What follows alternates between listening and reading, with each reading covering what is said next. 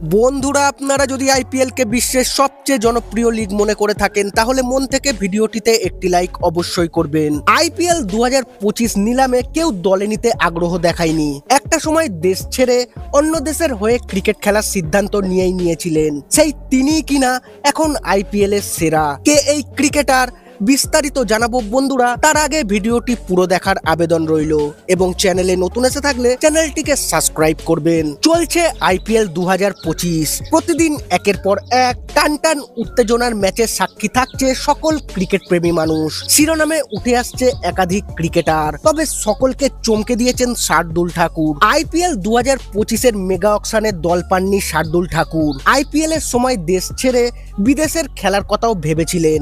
ইংল্যান্ডের ক্লাব এসেক্সের হয়ে কাউন্টি খেলার কথাও হয়েছিল শার্দুলের, কিন্তু ক্রিকেট দেবতা অন্য কিছু ঠিক করে রেখেছিল শার্দুল ঠাকুরের জন্য। এলএসজিতে নেট বোলার হিসেবে বল করছিলেন শার্দুল ঠাকুর, কিন্তু মহসিন খান চোট পেয়ে ছিটকে যাওয়ায় ভাগ্যর দরজা খুলে যায় শার্দুলের কাছে।